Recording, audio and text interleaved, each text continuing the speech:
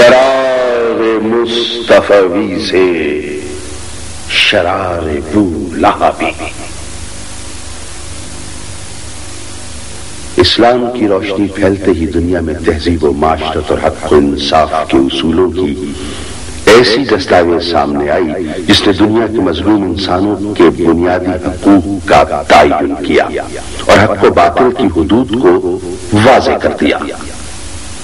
اسی سے ایک ایسے معاشرے کا تصور سامنے آیا جہاں ظلم، ناانصافی، جھوٹ، منافقت، سماجی تفاوت اور رنگ و نسل کی بنیاد پر عدم مساوات کی کوئی جگہ نہیں تھی۔ تیرے آنے سے رونق آ گئی، گلزار ہستی میں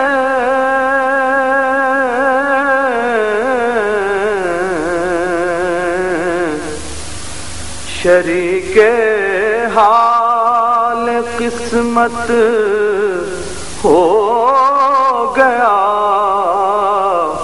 پھر فضل ربانی۔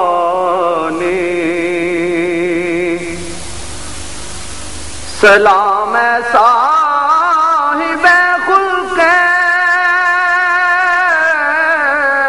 عظیم، انسان کو سکھلا دے۔ رحمت للعالمین حضرت محمد مصطفیٰ صلی اللہ علیہ وآلہ وسلم نے حق کی حفاظت کے لیے جہاد کے تصور کو عملی سطح پر پیش کیا۔ آپ نے غزوات میں نہ صرف حصہ لیا بلکہ اسلام کے اصولوں کی حفاظت کے لیے جان کی قربانی کو افضل ترین عمل قرار دیا۔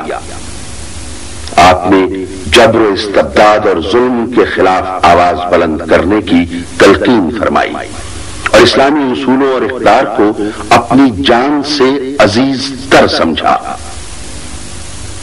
آپ کے اسوہ حسنہ کی پیروی کرتے ہوئے سب سے زیادہ قربانیاں آپ کے خانوادے کی عظیم ہستیوں نے پیش کی۔ حق و باطل کی سب سے بڑی آزمائش کربلا کی تاریخ میں مضمر ہے، جس میں نواسہ رسول حضرت امام حسین علیہ السلام نے اپنے خاندان کے ساتھ حق کی گواہی اپنے خون سے تحریر کی۔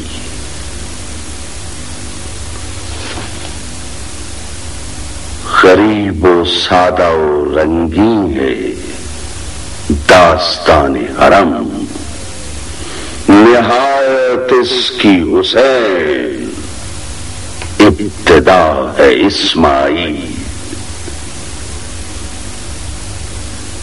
اس نہایت کا آغاز خانوادہ رسول کے اس سفر سے ہوتا ہے جو کربلا سے ہوتا ہوا شام کے بازاروں اور زندانوں تک پہنچتا ہے۔ کوفہ و شام نے دیکھا کہ اس سفر میں امام مظلوم کے ساتھ معصوم بچے بھی تھے اور پاک بیبیاں بھی۔ حق کی گواہی کے لیے پورا گھر لٹا دیا۔ اس واقعے کا ہر کردار صبر و استقامت اور ہمت و شجاعت میں اپنی مثال آپ تھا۔ کربلا کے صحرا سے شام کے بازاروں تک حضرت امام حسین علیہ السلام کے ہمرکاب آپ کی ہمشیرہ محترم حضرت زینب علیہ السلام بنت علی ابن ابی طالب حق کی گواہی دینے اور امت رسول کو اپنی کھوئی ہوئی یادداشت واپس دلانے کے لیے اپنی آرام گاہ سے باہر نکل آئیں۔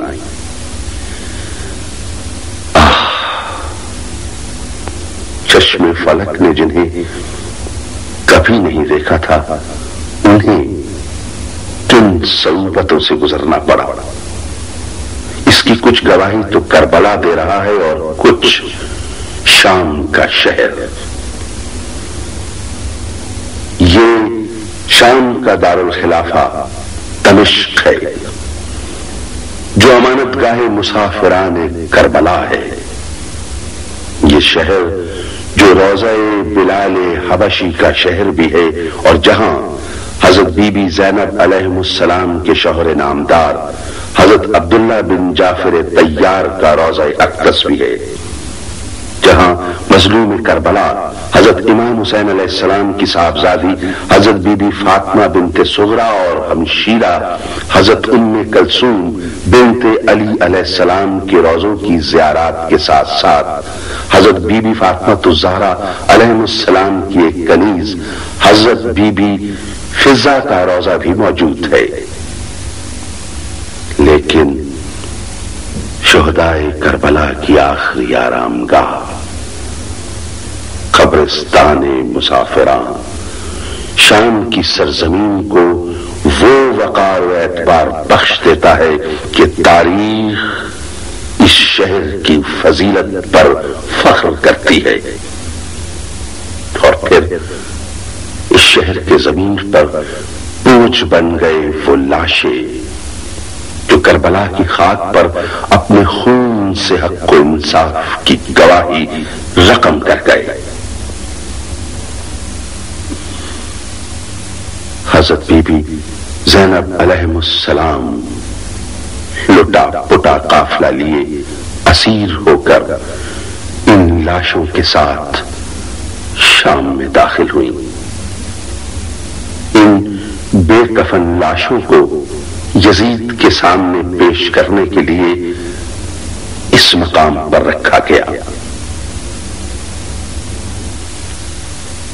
ظلم نے بھی اپنی آخری حدوں کو چھوا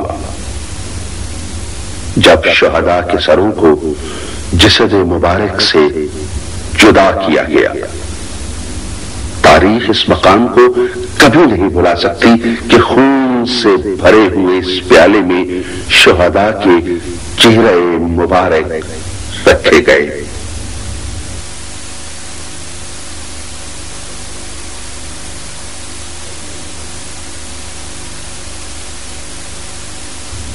کربلا کے میدان میں کڑیل جوانوں سے شیرخوار بچوں تک شہادت کا ایک بے مثل سلسلہ ہے، جس کی نگہدار حضرت زینب علیہ السلام ایک ایک کر کے لاشوں کو گنتی جاتی تھی اور صبر و استقامت کے نئے معیار قائم کرتی جاتی تھی کہ آپ کو ابھی شام غریباں کا سفر درپیش تھا۔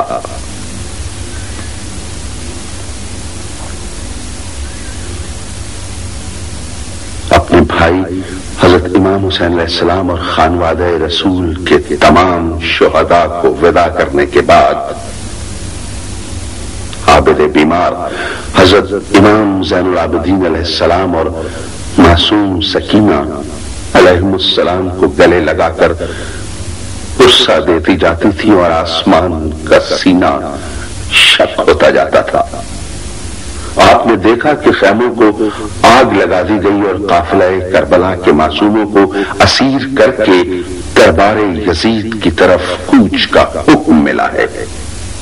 یہ شام غریباں کا آغاز ہے، جس کی انتہا شام کے بازاروں میں ہوئی، اور یہ شام کا وہ بازار ہے جہاں سے حضرت زینب علیہ السلام کا لٹا پٹا قافلہ گزرا۔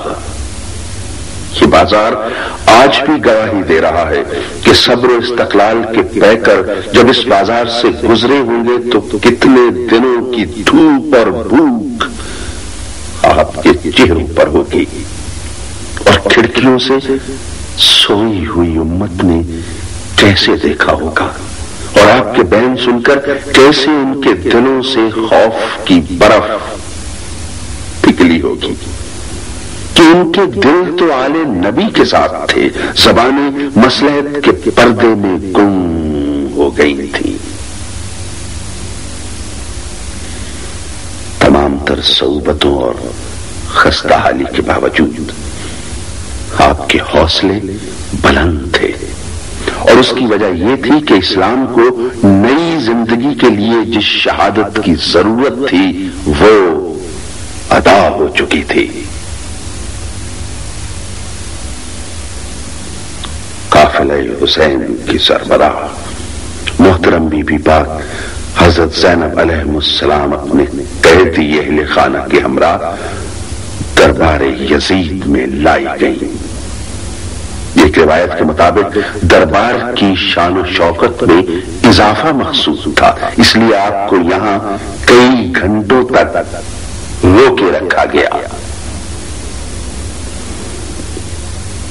دربار یزید میں غیر معمولی چہل پہل تھی۔ طاقت کے مقابلے میں صبر کو لایا جا رہا تھا۔ دربار سجایا گیا۔ قافلہ کربلا کی اسیر بی بی زینب علیہ السلام کو حضرت زین العابدین اور بی بی سکینہ علیہ السلام کے ہمراہ لایا گیا۔ جھروکوں میں یزید کے اہل خانہ بیٹھے تکتے تھے اور دیکھتے تھے کہ خانوادہ رسول کس حال میں یہاں تک پہنچا ہے۔